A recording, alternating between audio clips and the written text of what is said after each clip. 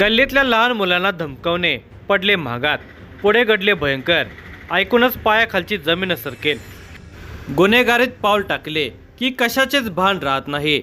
आपल्यासमोर सगळे किस झाड की पत्ती वाटू लागतात. प्रत्येकाने आपल्याला घाबरावे यासाठी दहशत माजवली जाते. कोणालाही दमदाटी केली जाते. पण कधी ना कधी शेरा सव्वाशेर भेटतोच आणि मग बघता बघता सगळा डाव पलटून जातो. सांगलीमध्ये घडलेली घटना याचाच नमुना दाखवते. येथे एक गुंड एका अल्पवयीन मुलाला नेहमीच मारहाण आणि दमदाटी करत होता. त्यामुळे चिडलेल्या त्याच्या नातेवाईकांनी त्या गुंडाची इतकी धुलाई केली की त्यात त्याचा जीव गेला. त्याचा खून करणाऱ्या चौघांविरोधामध्ये गुन्हा दाखल झाला.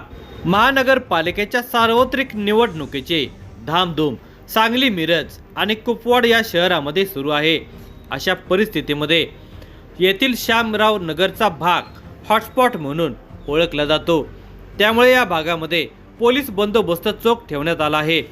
चेतन तांदळे हा रामनगर पहिल्या गल्लीतील रहिवासी असून त्याचे गुन्हेगारी जगताशी संबंध आहेत. त्याचा वाद श्यामराव नगर परिसरातील एका अल्पवयीन युवकाशी होता. हा अल्पवयीन मुलगा वारंवार राहुल जाधवच्या का संपर्कात असतो हे चेतनला खटकायचे. त्यामुळे चेतनने त्याला बजावले की तू त्याच्याबरोबर फिरायचे नाही, नाहीतर मी तुझे मुंडके उडवणार. चेतन तांदळेने दिलेल्या धमकीने तो अल्पवयीन मुलगा घाबरून गेला. आता तो 7च्या आतच घरी जाऊ लागला. दिनांक 9 जानेवारी 2026चा दिवस. तो अल्पवयीन मुलगा आणि त्याचा मामा विनोद डांगे हे मावा आणण्यासाठी आले होते. यावेळी चेतनने त्या मुलाला मारहाण केली. तेव्हा मामाने चेतनची समजूत घालण्याचा प्रयत्न केला. त्यानंतर वाद थांबल्यामुळे तो अल्पवयीन मुलगा आणि मामा निघून गेले. त्यानंतर त्या मुलाने ही सारी हकीकत आपला भाऊ शुभम आणि राहुल जाधव यांना सांगितली. त्यानंतर या सर्वांनी याचा जाब चेतनला विचारायचे ठरवले.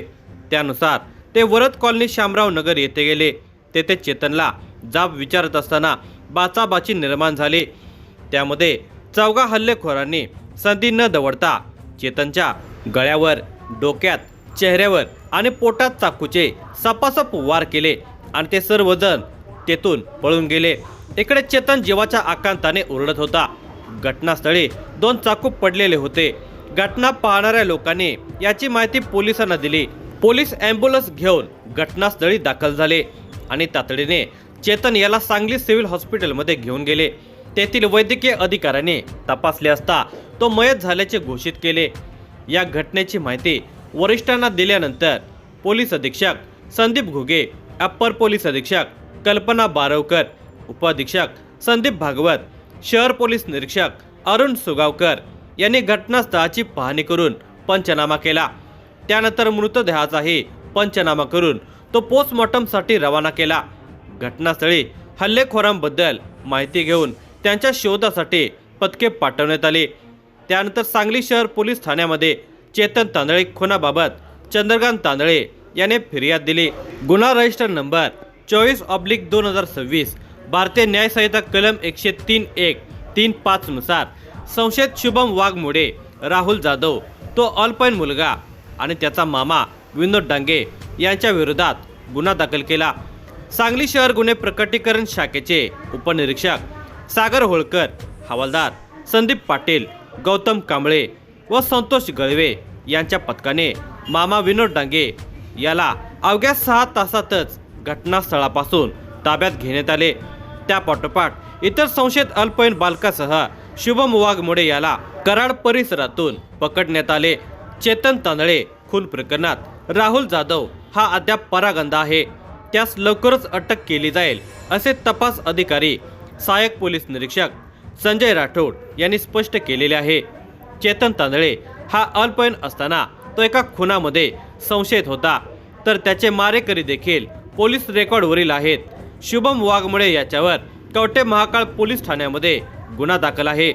राहुल जाधव याच्यावर खुनाचा प्रयत्न केल्याचा गुन्हा सांगली शहर पोलीस ठाण्यामध्ये दाखल आहे.